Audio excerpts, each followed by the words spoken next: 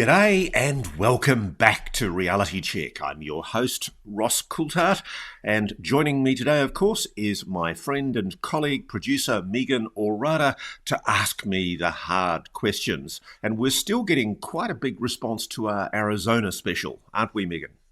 We sure are, and Ross, we will start right there. We have a couple questions coming in right off the bat for your interview with Melinda Leslie. I'll start here from Ian. Hi, Ross. Really appreciate your work in trying to uncover the truth behind the UAP phenomenon. I've just finished watching your discussion with Melinda, and I have a few questions. If she has photos and videos of UAP, sometimes being escorted by military aircraft, why is she not making them publicly available? If anyone can convince her to release them through Reality Check, it's you. Thanks again for your work in this area. Cheers. Okay, well, the good news is Melinda will be doing quite an extensive presentation on her work that she's been doing into this whole issue for many, many years at Contact in the Desert. And so she's collaborating with another friend of mine, Jeremiah Horstman, and Jeremiah's wife, Alexandra, and they're going to be doing a presentation at Contact in the Desert where they go into the detail of what they've been uncovering in and around Sedona. So yes, this will be happening, and it'll be happening very, very soon. In fact, I'm at Contact in the Desert next week and looking forward to it. All right, Ross, we are also looking forward to that. We have another question from Melinda. This came from a YouTube comment handle at AZJV. 20 miles straight north of where they are is Belmont, Arizona, home of Camp Navajo. There are reports of semi-trucks disappearing underground. Could there be an underground tunnel from Camp Navajo, National Guard base, to a secret mountain area for resupply? That is a very good question and a very perceptive and intelligent one. I'm having to be slightly cautious here. Suffice to say, there are allegations of extensive tunnel systems all across the continental United States built by the national security complex. And I can tell you there are stories of extraordinary tunnel systems that lead from different military bases all across parts of New Mexico, Arizona, and yes, that is the subject of ongoing investigation. As you would have seen from our special, when we were doing the ground-penetrating radar testing, it became very obvious to us that there was at least a 50-foot wide tunnel of some kind, reinforced with concrete in some way and steel reinforcing, that was running underneath the Bradshaw Ranch in a straight line from Secret Mountain, where these odd lights have been seen, right across to the Clarkdale cement plant. And what I'll tell you, it's quite funny.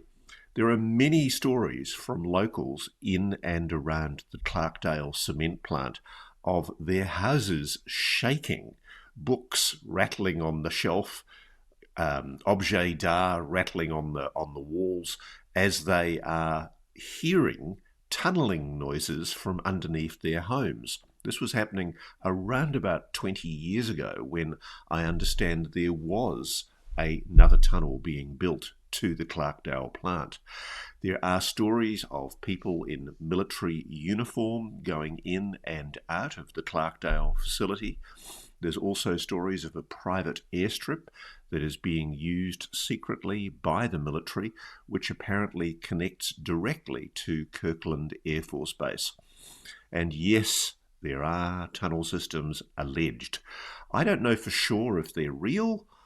I'm fascinated if they are. I have spoken to people who have told me that they have been inside some of these facilities, and they describe them as being enormous. But obviously on the tests that I use, I want dual, if not triple, corroboration of these allegations. So if you're somebody that's worked inside one of these facilities, if you are aware of these tunnel systems, I'm hearing these stories too. I've reached out recently, by the way, and spoken to Richard Sauder, who is the author of three excellent books on the incredible amount of money that's been spent by you, US taxpayers, without actually realizing it, on building these deep underground military bunkers and tunnel systems. Richard did the book about 20 years ago, and he was hounded so much for his investigative work, he now lives overseas. But to this day, he's absolutely convinced that what he uncovered was part of an elaborate, deep underground military bunker and tunnel system right across the United States. And just in case anybody thinks this is complete lunatic stuff, there is a former housing official, I think her name is Catherine Austin Fitz. Forgive me if I've got her name wrong. I just did that off the top of my head. She recently appeared, I think, on Danny Jones, Joe Rogan.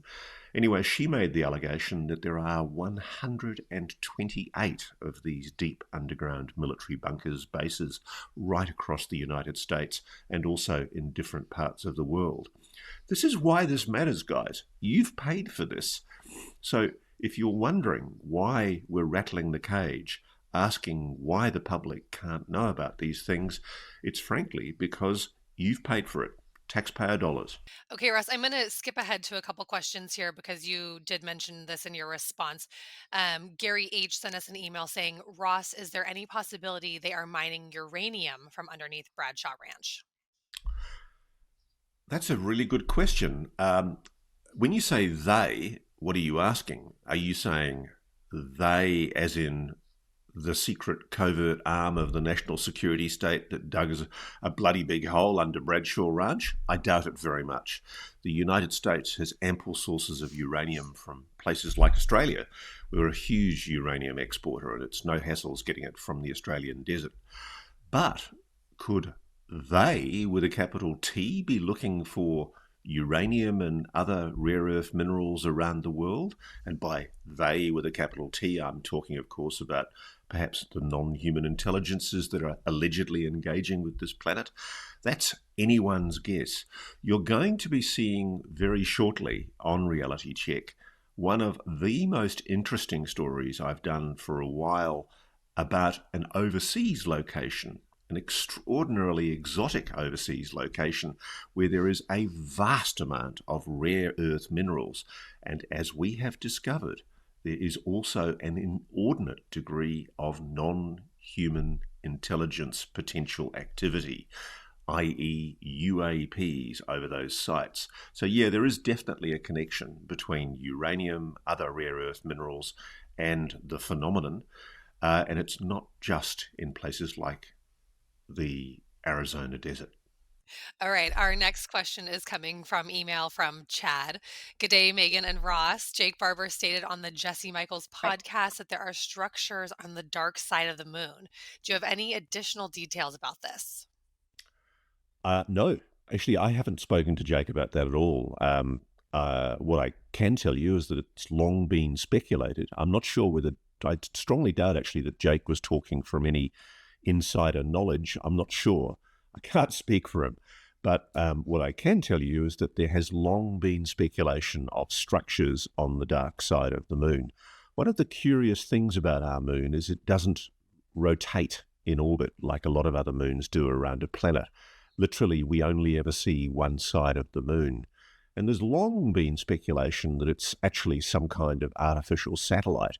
I honestly have no idea. One of the greatest stories I've enjoyed is when the astronauts were doing tests on the surface of the moon by essentially exploding very small explosive charges on rods that had been dug into the lunar soil. The moon allegedly kept on ringing for quite some time, which implied that maybe it was hollow. Maybe it is an artificial structure. I have no idea. I'm also fascinated in stories that have been reported to me by people from NASA that when some of the Apollo missions were on the other side of the moon, they heard weird noises, really strange noises that came through on their radio. And there are also reports of astronauts seeing lights, not just on the dark side of the moon, but also on this side of the moon facing Earth. I'm fascinated by the moon. I know Jake Barber is as well, and good on him for doing so and talking about it. I do think NASA needs to be more open about what it really knows. All right, thank you, Ross. Our next question coming in from email. Hi, Ross. Thank you for being there to fill in the many gaps in the ongoing UFO UAP saga. Considering today's validated TicTac UAP sightings, wouldn't this be a good time to compare current TicTac descriptions to respected Sheriff Lonnie Zamora's 1964 Daylight, New Mexico sighting of a landed object? The descriptions are uncannily similar, with the main exception being that Zamora's craft had a noisy thruster for propulsion during takeoff, suggesting that if it was one of ours, it was an earlier model. Project Blue Book was unable to debunk it and listed it as an unknown. Cordially, Oliver. That's a great question. Yes, I'm fascinated with the Lonnie Zamora case as well. I've read practically everything there is to read and watch about Lonnie Zamora. I've watched all the interviews that he did. I find him highly credible as well.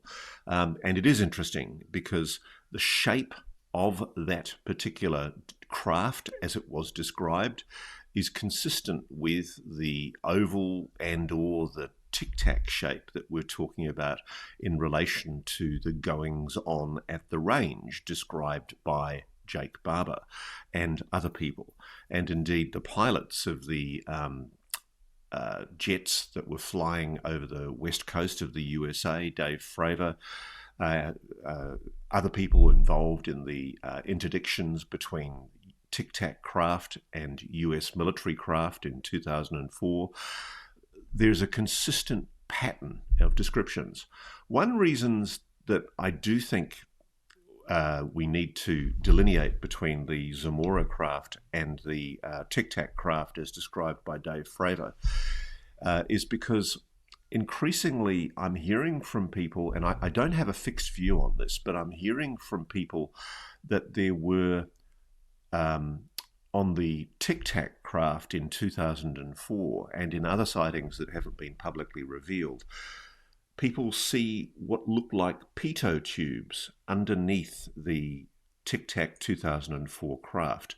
A pitot tube is essentially a way of measuring the speed of the air going across a surface so that you can essentially get your airspeed at altitude and make sure that the craft is actually moving at the speed that your dials and your instruments are actually telling you it's moving at. Pitot tubes are very uniquely human technology. And I've always been fascinated by the fact that when Dave Fravor described the TicTac, he described these little tubes that came out like an L from the bottom of the TicTac. That's one of the major reasons why a lot of people, myself included, increasingly believe that what Dave Fravor encountered might have actually been human re-engineered technology based on non-human technology, perhaps by Lockheed Martin or Northrop Grumman. Let's be more overt about who these companies are. They're very embarrassed that we keep on naming them, but they're the ones involved, Lockheed Martin or Northrop Grumman. I know for a fact they're involved in research involving highly advanced non-human technology, and they've been involved in trying to re-engineer the tic-tac shapes.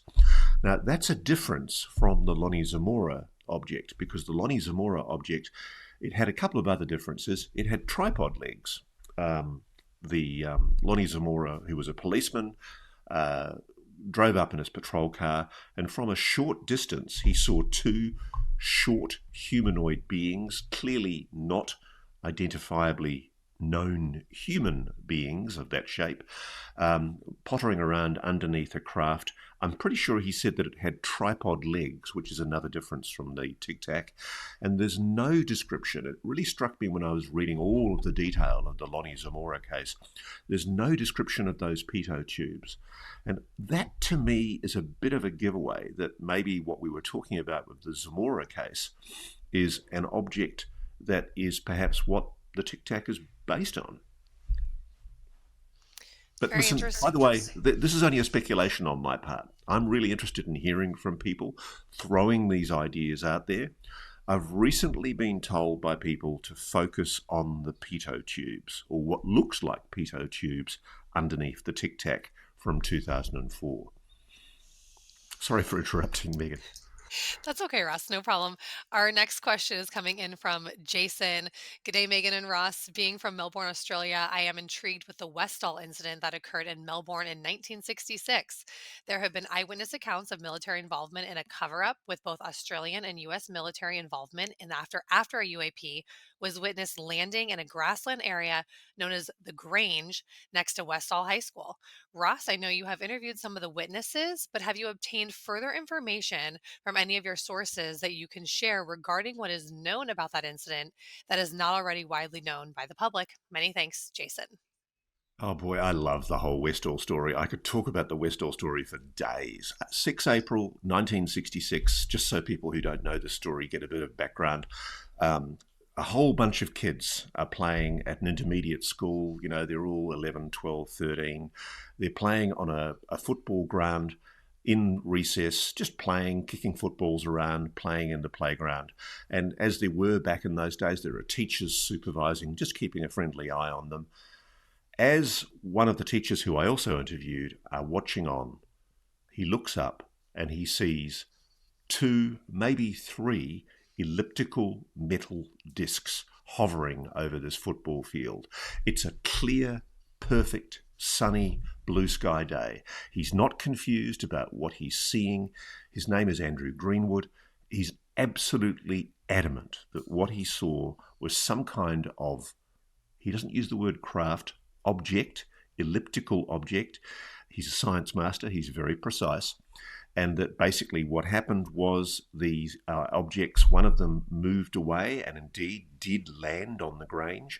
And these hundreds of kids just went feral. They went nuts chasing after these objects, including a few kids that climbed over the fence and ran towards this bush location called the Grange. I've spoken to 2 of the people who were in the Grange area, including one girl who got right up close to what she says was clearly a craft hovering over the ground, not touching the ground. It was hot. You could feel with her hand that there was heat emanating from it. Now, what's interesting is the follow-up. It's always the cover-up, not the actual event, that's interesting. Andrew Greenwood, the teacher, he started speaking about it a little bit. He was fascinated as a scientist, as a science teacher, that this was something potentially non-human. He gets a knock on his door late at night, and there are 2 men standing on the doorstep. One of them is in uniform, and they make a very clear threat to Andrew that if he talks about this anymore, the story will be put out that he's a drunk, that he's an alcoholic, and he will never work again as a teacher. I just find that mind-blowing that we had people in Australia who were willing to carry out threats to try and cover something up. There are also allegations that Americans were part of the retrieval team or the crew that arrived to investigate and clean up what was left, if anything, at the site. I do know there's been some fantastic work done by Australian researchers. They even removed several inches of all of the dirt in the landing location. And yes, children watched on as this was all going on. And a lot of them now are friends of mine. They're all in their 60s or 70s, and they're very, very adamant about what they saw. They saw a craft. They saw a structured, built craft.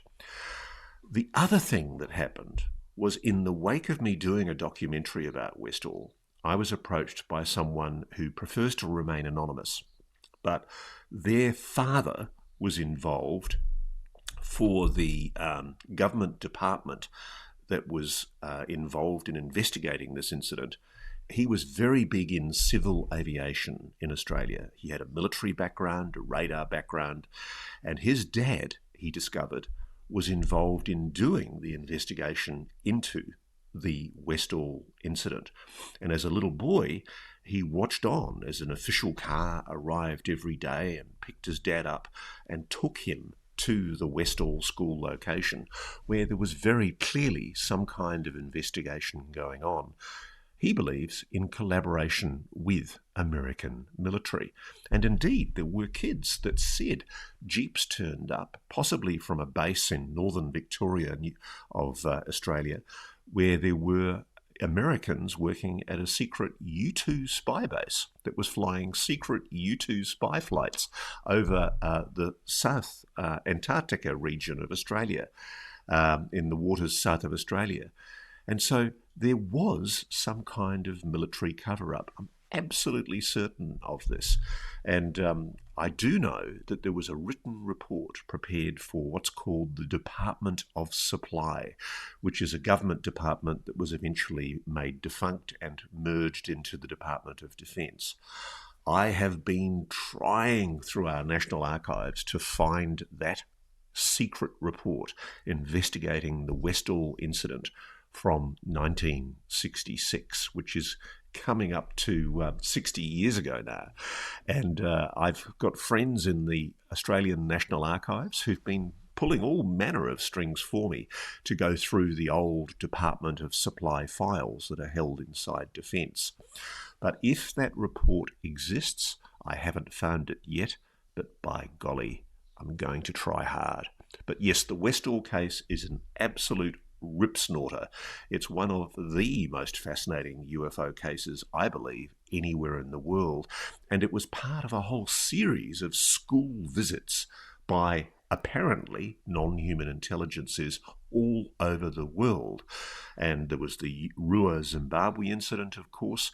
But when I started looking into this, there's a great book written, I think, by a guy called Preston Dennett, and he's actually found about 100 incidents, 100+ incidents where UFOs, apparent craft, visited little kids in schools all over the world.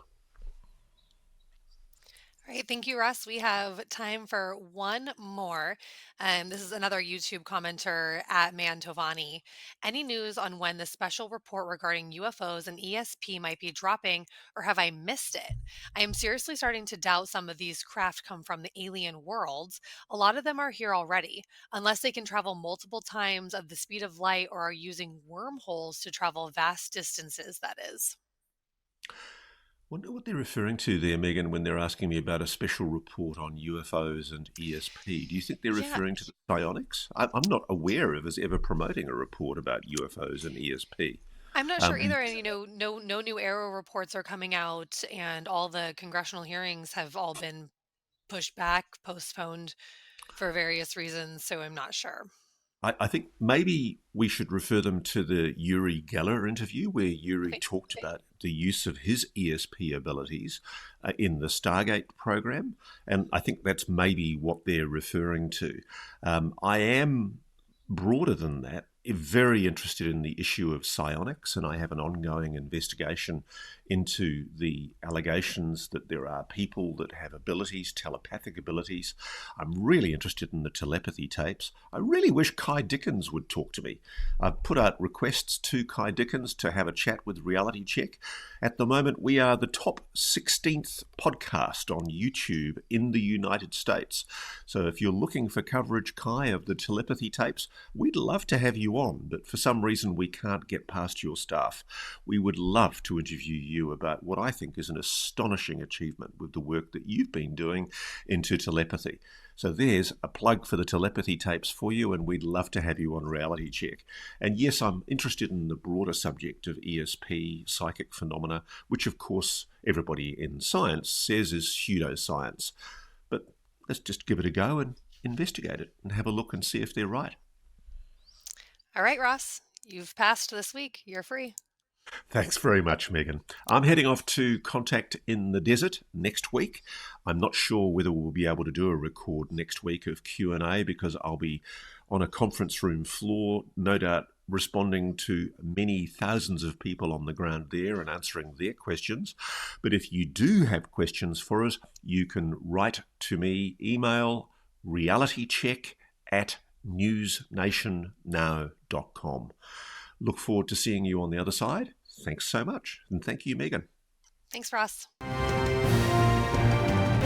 Thanks for watching. Go to joinnn.com to find News Nation on your television provider. And please don't forget to click that red subscribe button to ensure you get more of News Nation's unbiased and fact-driven news coverage.